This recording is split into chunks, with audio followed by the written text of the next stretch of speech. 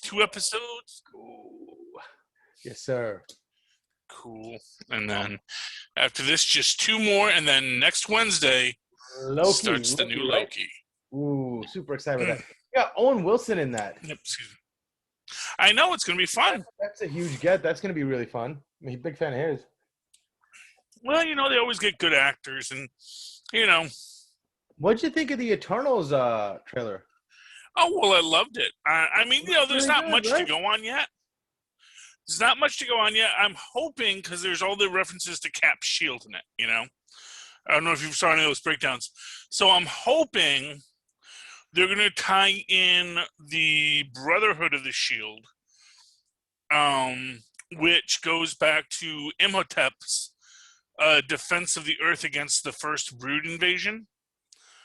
And his shield and spear are like super great shields and spears, I guess.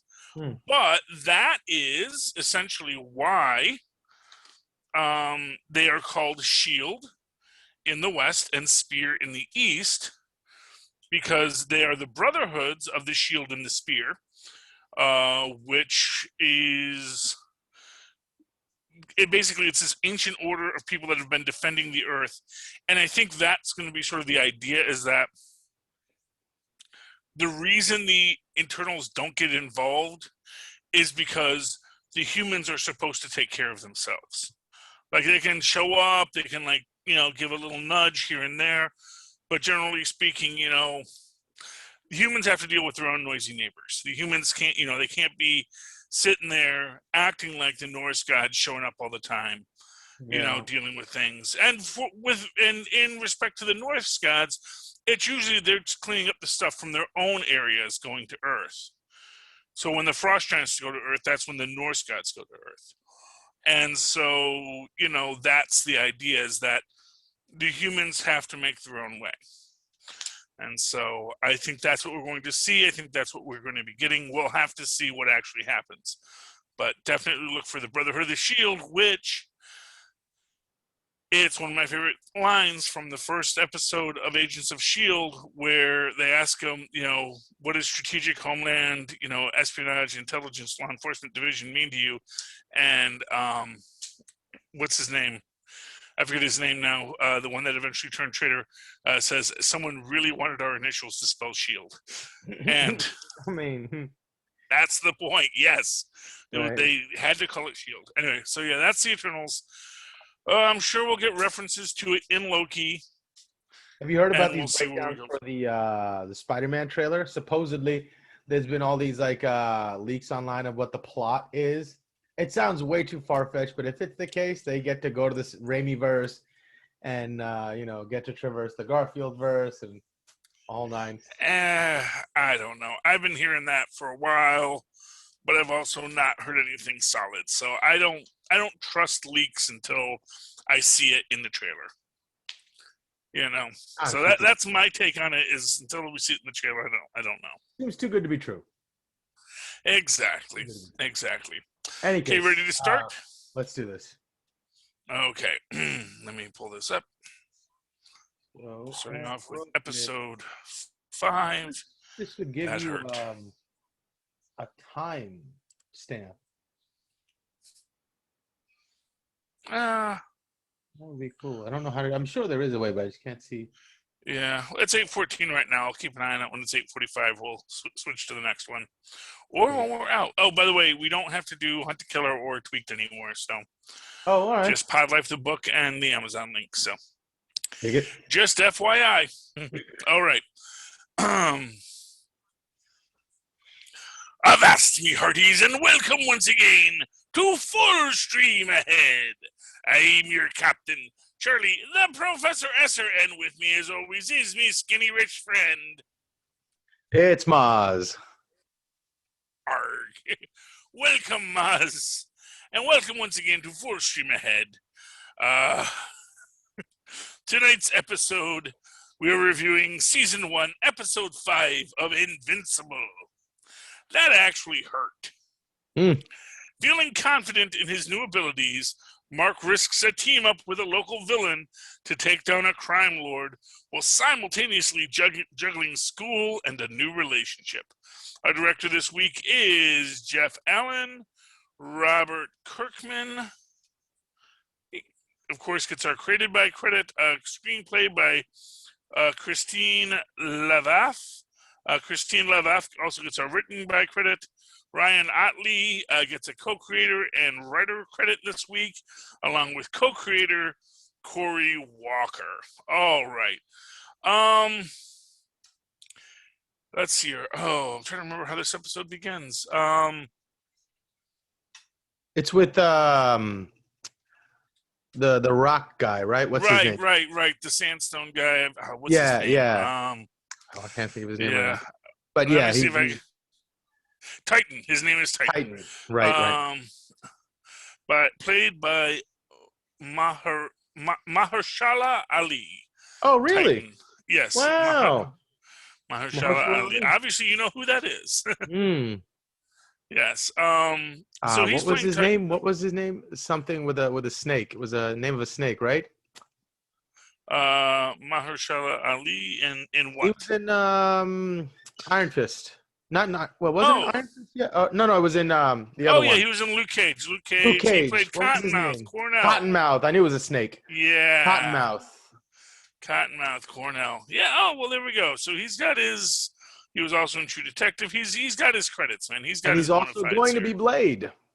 Oh, he is going to be Blade. Well, good for him. Yeah. Good for Blade. Perfect casting. We need more Blade. That's what I say. Indeed. Okay. Get this. There we go. Had to get that expanded back up. All right. So, we have this guy. He's busting up stuff. He goes to our runs some gamuts.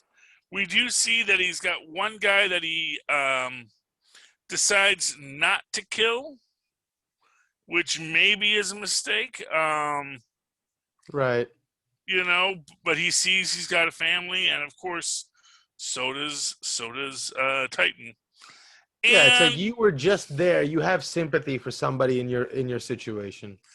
Well, it's interesting because there's a lot about him that seems like he's got a bit of a moral compass. Like when he trashes the house, he gives the people cash. Yeah. And he wants his daughter to look up to him. And when he completes his score for the robot guy, gives him the special computer chip, the guy, basically says, what are you going to do? You are a supervillain now. That's your job. And you can pretend like it's not. Yeah. But this is always going to be what you need to do. So that is kind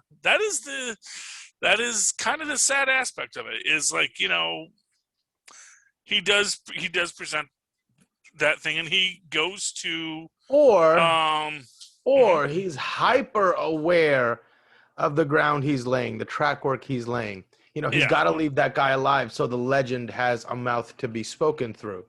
And he does those sort of things so people that are really poor will still have some sort, like Pablo Escobar used to do this, throw parties in the slums and whatnot, to make everybody a fan of his that were in the slums, and they would never give him up. Yeah. And so those sorts of things. What if it could be calculated is all I'm saying. Well, I mean, it could be a lot of things. Although the guy with the machine head, I think is machine head. Machine head, yes, actually makes the statement that sometimes you don't kill people that should be killed, which I thought was meant to be a reference to his letting the guy go.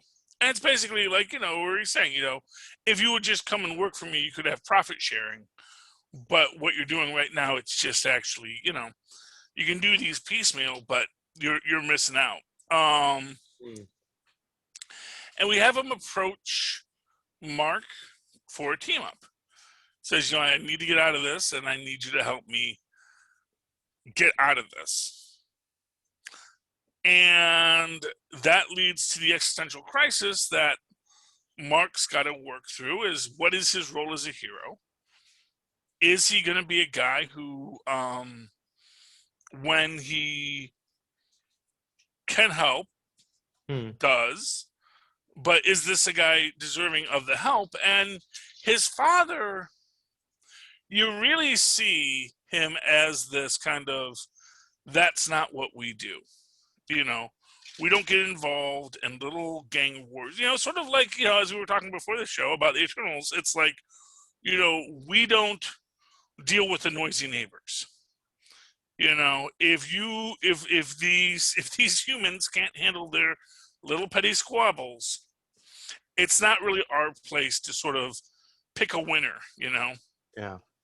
That's not our job. That's somebody else has got to do that job to give us room to do the big jobs, right? Exactly. If our attention is occupied here, somebody's got to do something. Like, and if nobody's willing to do anything, maybe your species deserves to get wiped out. Well, exactly. You know, I mean, that's or the weak among you need to be weeded out. That's a thing too. Right.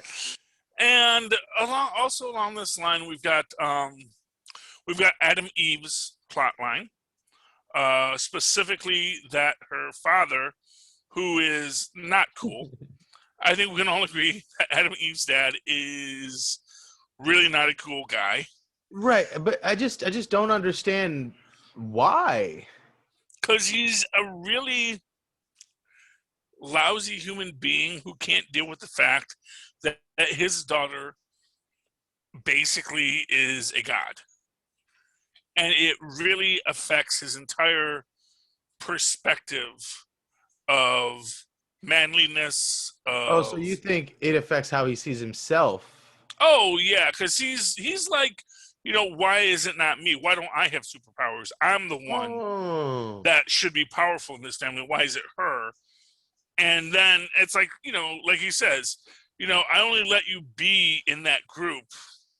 And again, the idea of I let you be in that group. I mean, it's such an absurd concept because she can rearrange molecularly matter. Like, why doesn't he say, hey, can't you make me a big pot of gold? Can't you, like, you know, conjure up a giant diamond or something? We could be rich. Why? It's just amazing to me that his mind hasn't gone to that. That would affect how he sees himself as a man. No, but like you could say, like, okay, you know, I'm going to tell the whole world I'm, you know, whatever. Baby, make me this, you know, and she makes it for it. And, you know, everybody's like, oh, why doesn't he use it to you know, get it? Because it's more important to him to be the man of the house. You know, it's like, I guess. I wish they gave us something more because it seems like such an obtuse, weird, you know, kind of reaction to have to such an amazing thing that. Well, you know, you think about, like, you know, when you hear about the really awful parents of child stars who, you know, the child stars have these millions of dollars and these parents get abusive towards them because. See, that would make sense. Like, if he was an abusive parent trying to take advantage of his daughter's. Well, he is an abusive parent. No. But in of course, but in the way that seems self-serving somehow, overtly at least. Then it would be like I would get it like that. I understand they're doing it for those motivations are clear and easy to see. It just seems like. But then she'd have to be a super villain. It's because if you use the powers for material gain, that's what makes you a super villain. Right. But then I would understand why he's a bad, or how, you know, it just seems like he's bad out of nowhere just because he's supposed to be bad. You know? No, he's bad because he's a bad person. That's what I'm saying. She could have just been a normal teenage girl, and he still would have been a bad father. Right. It's just that because he is so bad of a father that she, what's the word I'm looking for? Because he is so bad of a father, she made the diamond by pressure kind of thing? No, it's he's a bad father. He would have been a bad father regardless. Right. But because she has these powers, he is even worse of a father. And like I said, it doesn't matter that he's not physically abusive. He's emotionally abusive. And you can see he's very emotionally abusive to his wife. He keeps his wife down, crushes her spirit, and that is the idea that he has towards his daughter, which is, I need to crush honestly, your spirit. I'm amazed she hasn't walloped him once, at least. Well, because that would make him no better than him. That would make her no better than him. Is the idea? Though?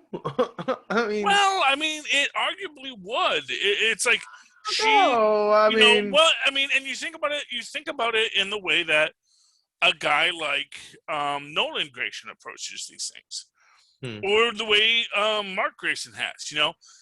Sure, he could go smack people around, but what would be the point? Nobody is going to stand up. I understand. There are frivolous reasons to hit people, and then there's someone's being mean to your mom. Well, you know what I mean? Except that, and for what it's worth, her mom is an enabler for this abusive father. I understand that. You think that makes a difference? It makes a difference in the sense that if I have the power to create a giant pink energy fist out of the sky, and someone lays a hand on my mom, I don't. And again, if someone lays a hand on your mom, right, who I'm sure is a saint, and that's the difference. That's the difference that we're in here. We're in this person who is a better human being, and who has this abusive parent. Right. And it's how she is working with this horrible parent. And yes, she could squash him like a bug. And eventually she just does. She rearranges the door in the house. Now you can't leave. Don't tell me I can't leave this house. You can't leave this house. Yeah. And that's the point of it, is that she is more powerful than him, and that's what makes him mad. That's why he said he only allowed her to be on the team because she was with Rexplode, who is just basically the same kind of guy, just a complete and utter misogynist. I wonder if he sees her still as somehow helpless because he's incapable of seeing her as more. No, I mean maybe it's just a super, when you talk about the Powerpuff Girls and this idea that Professor Newtonium really didn't want them being superheroes, and that's a thing, except that he has no problem with her being a superhero, and he knows how powerful she is. But I really think it all comes down to he's just an awful human being. He is just he doesn't hit anyone, but his whole persona is defined. I'm not arguing that he's not an awful human being. I'm just trying to understand what kind of awful he is. Mm-hmm. I think they should be clear in what kind of awful he is, and I'm trying to decide for myself. He's the kind of awful that does awful things without taking care of his own best self-interest. Right. That's the idea, right now you got all these people going maskless, not getting vaccines, and they're being awful, but it's only hurting them. It's like you're hurting yourself with your own awfulness. Yes, you could be awful and do something else to give you some advantages, but you're not going to do that because it is so important to you to have this sense of, no, I'm the important one. I'm the best one. And so I can't let anyone else, I can't show my weakness. It has to be everyone else's weakness. And that's his defining character. That's his story and his arc, if you will. At least that's my take on it, Everybody's mileage varies, as they say. Oh, but she decides to go off, and she goes to the rainforest and, makes herself a little treehouse, which we later see has electric lights. It's like, which just, again, shows you this idea that this is a woman who can literally restructure matter to be anything she wants it to be. Right. Her lights don't need electricity. They just light up. They just light up bioluminescence, my friend. Or the energy magically just appears in the points where the nodes need it to. Exactly. And that just shows you how powerful she is. Yeah. And then we see her go off, and she's like stopping landslides. And she's, I guess, in her own way, doing the kinds of big picture superheroing that her powers demand. Right. And sorry, go ahead. That essentially Nolan is explaining to Mark about what our purpose is. Our purpose is not to fight gang wars. You know, these supervillains are going to fight, and they're going to do their things, and they're going to sell drugs. And really, in the argument, even outside of it, it's like, you know, you're not going to stop drugs being sold because you punched this bad guy. All you're going to do is make somebody else sell the drugs, you know? Yeah. You know, unless you punch every single bad guy and every single drug manufacturer and every single drug dealer and every single drug user, you're never going to stop this process. And even if you do, there are new ones born every day. Mm-hmm. Discovering new ways to make drugs out of things you would never expect. So, and this is a superhuman universe, so you know they've got all kinds of crazy. You know, that's the thing. Wow. What a concept. Yeah, and that's the idea. We also, do we get the Mauler twins in this? Yes, we get the Mauler twins, because the Mauler twins, we get the big transference, and then one of them goes, of course, you pathetic clone. He's like, not this again. Great. It's great. It is beautiful. It is beautiful. But this is where they find out that the benefactor was Robot. And he gives them some blood. Say, I need a clone. Right. That's what you do. And I will utilize your knowledge for this purpose. And we saw him get that from Rexplode before, right? Yes, at one point he jabbed him in the neck. we see like he had jabbed him and took some blood from him, you know. It's a blink and you miss it kind of moment, but we got it. Yeah. And and so, and you know, they are definitely pushing their own agenda on this. They want to know more. The twins want to know more, but of course Robot's not going to do it because he doesn't have to. Right. You know, that's the problem. You know, I mean, the Muller twins, they're super strong and they're super capable and they're super brilliant. But the fact of the matter is Robot is smarter, Robot is stronger, Robot is more cunning. And Robot knows that, you know. That's the real beauty of it, is like, you know, no, you're going to do what I'm asking you to do because this is I've already planned for it. I know you're going to do it. That's why you're going to do it. Exactly. Because I already know you're going to do it. So it's almost the kind of foresight that Machine Head is looking for in that probability calculating chip. Oh yeah, exactly. And you know, and for what it's worth, that chip definitely pays for itself because when Mark comes to take him down, so confident. Yeah, he says, what am I going to do? Well, actually, fortunately, I've got the best superpower, money. And I love that he talks in that auto-tune way.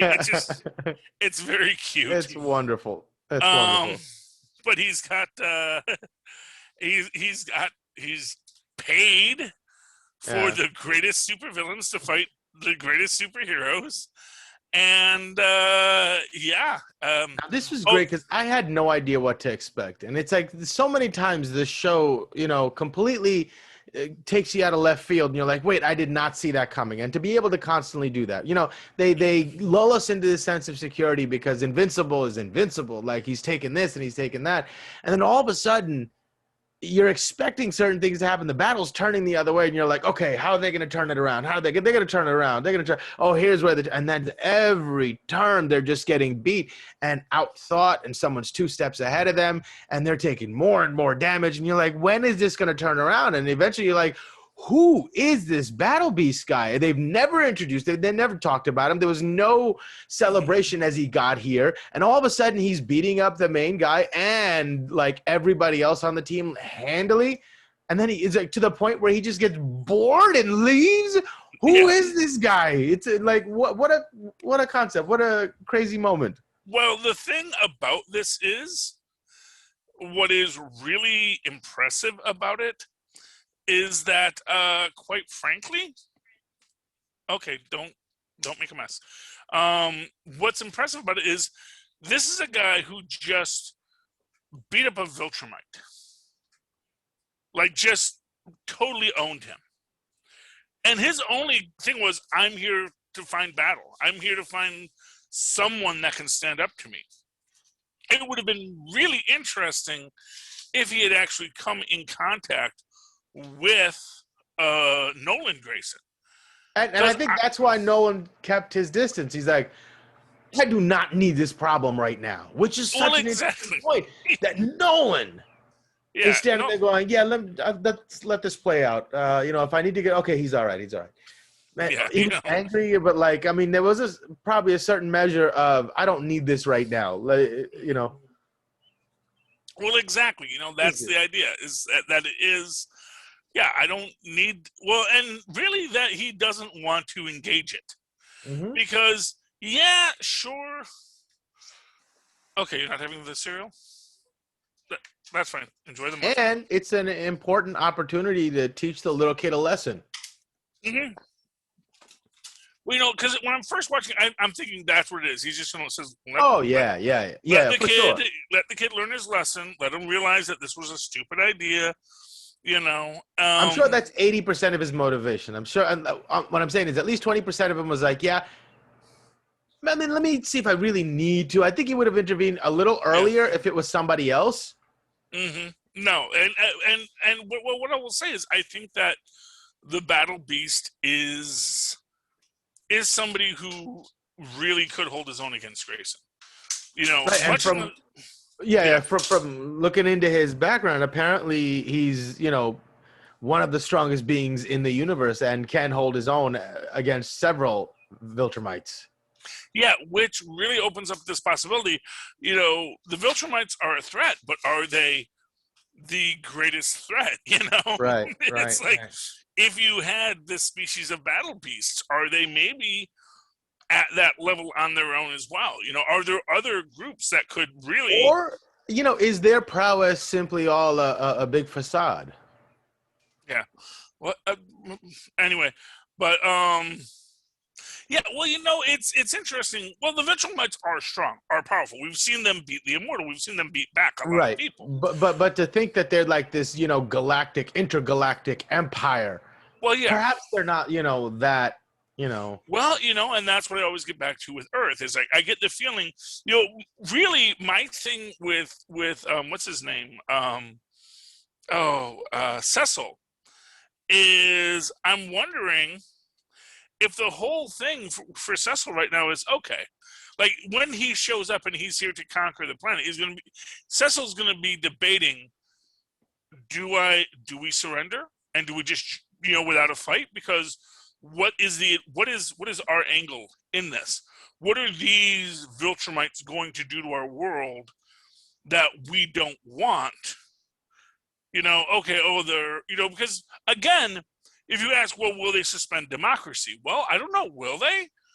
They might just say, well, no, we don't do bureaucracy.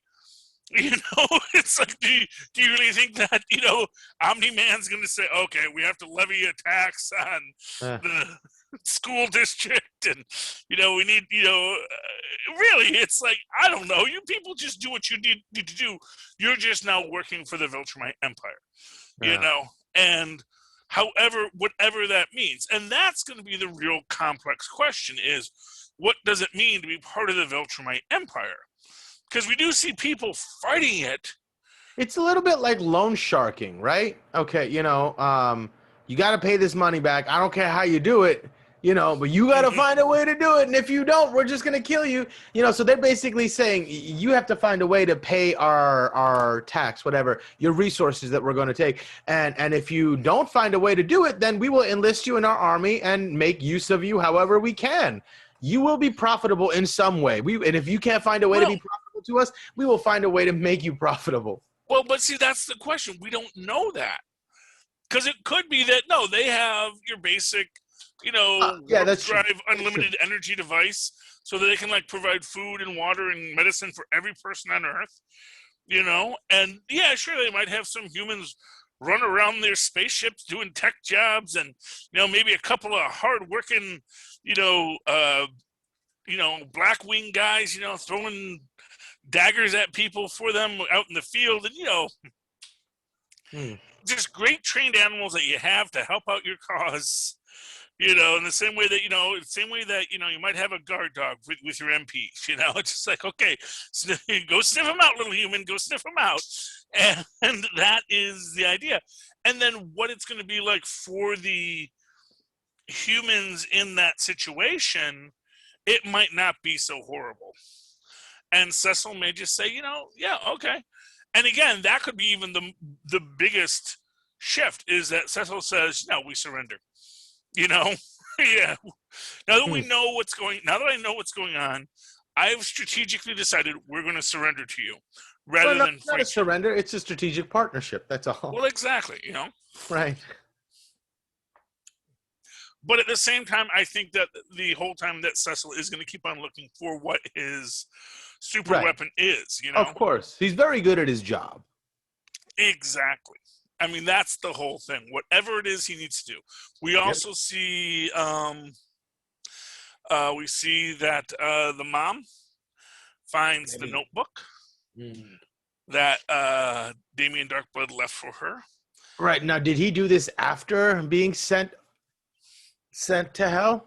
That's the question. Did he leave it there knowing that he might get sent to hell? Or is he not really there and just came back? Yeah, maybe he has some limitations on how he can get back at the moment, and maybe he's going to be back, maybe he's not going to be back. We'll have to see what happens, That's what makes it interesting, Mozz. We also get Mark and God, why can't I never remember Sassy her name? Beats' character. Right.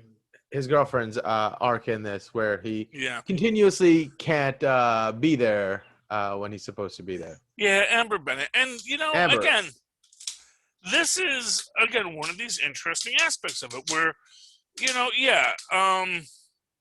she does not like him constantly flaking on her. But this time, when he flakes, the answer is he got hit by a bus. And it's rough and it's difficult but you can see how they're trying to work through it. It is fascinating to me. She's giving him all these shots, and the real problem I think is that, she knows she's being lied to. She doesn't know why yet. And that's the problem, because no one likes to be lied to. Now, at the same time, Adam and Eve told him, if you tell someone your secret identity, that's it. That's your person now. They've got this thing, so you better be darn well certain that you want this person to know this information. Right. So that is, and that's why he's still keeping it secret, because this is all still new for poor old Mark, and he's working on it. These are the lessons he has to learn, Mm-hmm. Oh, anyway, Mozzie. So do we get at the end of this the reveal of Robot's plan? No. Well, what we get this is the backup plan from our Mauler brothers, right? Which is they come across the young guys who have found the Immortal's real grave and are digging him up so they can drink from his skull and gain his immortality. Which, what's funny? One of those kids is the son of the security guard from the first episode. Oh, it is? Yeah. I didn't even realize that. He genuinely is a bad seed, Yeah. Oh, my. Isn't that always the way?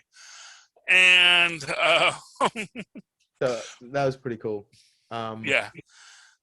But, of course, the Mauler brothers say, don't believe everything you read on the internet. And then they take the body. And we'll have to see what happens next episode. And actually, next episode is our Let's Go to College episode. So we'll talk about that then. That's a good one too. Any final thoughts on tonight's episode, Mozz? No, it was a really good one, and I wish we got more Battle Beast. Yeah, That was. well, That was I want to know more about his story. I think we'll get more Battle Beast because eventually Battle Beast, he's looking for glorious battle. Yeah.